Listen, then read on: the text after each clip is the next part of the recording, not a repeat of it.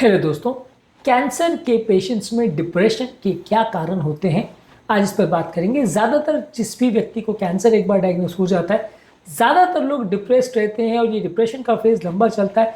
ज़्यादातर केस में जब तक व्यक्ति जीवित रहता है वो डिप्रेशन में ही रहता है। काफ़ी पेशेंट इसमें हैं जो बहुत अच्छा नहीं फील कर पाते। ऑब्वियसली सिचुएशन ही ऐसी है कि जिसकी वजह से आदमी डिप्रेशन में जाएगा, लेकिन क्या यही एकमात्र डिप्रेशन का कारण है या इसके और भी कई कारण हैं, आज इस पर बात करेंगे ताकि ओवरऑल आपको भी पता चल सके इसके बारे में और आप इस डिप्रेशन को नॉर्मल पार्ट ऑफ डिजीज नहीं लें, आप उसके बारे में थोड़ा विस्तृत डिस्कशन करें और पेशेंट को बेटर वे में मैनेज करें।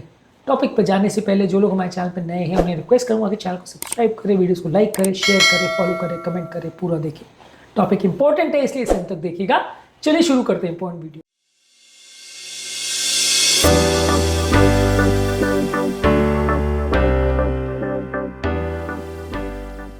सबसे पहले तो ये है कि एक कैंसर वाले पेशेंट में एक फियर, एक अनसर्टेनिटी तो डेवलप हो ही जाती है।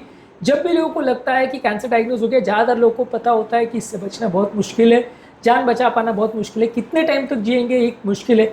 एक सेंस ऑफ डिप्रेशन, एक sense of uncertainty, fear of death, ये आ ही जाता है। तो सबसे बड़ा डिप्रेशन का कारण तो ऑब्वियसली ये है, इसमें कोई डाउट नहीं है।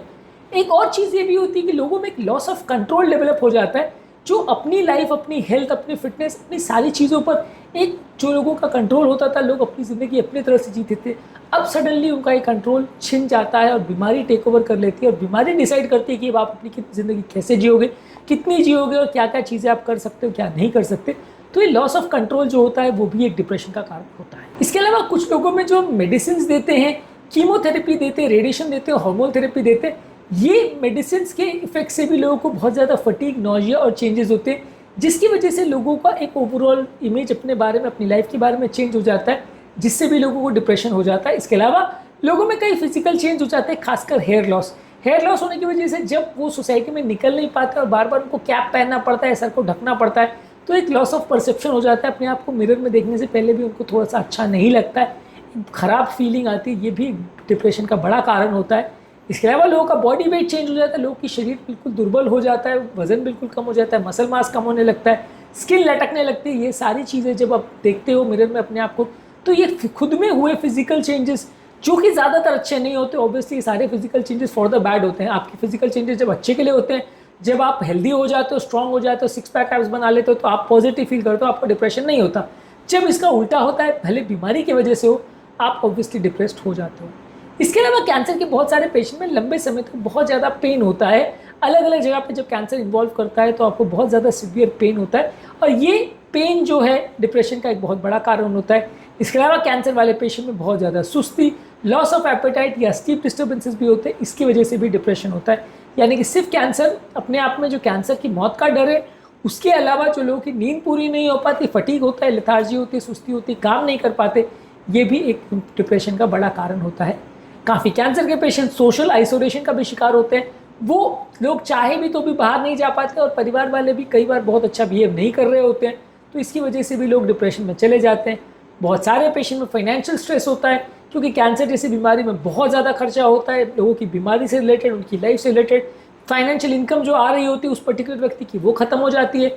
बीमारी के हिसाब से दवाइयों का, सर्जरी का, सारी चीज़ों का, आने जाने का, अलग अलग डॉक्टर से मिलने का, अलग अलग जगह जाने का, पूरे पूरे दिन वहाँ बैठने का, इसका खर्चा अपने आप में फाइनेंशियल बर्डन भी लेके आता है और ये भी अपने आप में डिप्रेशन का इंपॉर्टेंट कारण होता है। ऑब्वियसली इसके अलावा एक और कारण ये भी हो सकता है कि किसी व्यक्ति को अगर डिप्रेशन की पहले की हिस्ट्री है, पहले की कोई मेंटल हेल्थ प्रॉब्लम है, तो उस व्यक्ति को डिप्रेशन होने का या उसके बढ़ जाने का और ज़्यादा चांस होगा। कैंसर के पेशेंट में डिप्रेशन के लक्षण क्या होंगे?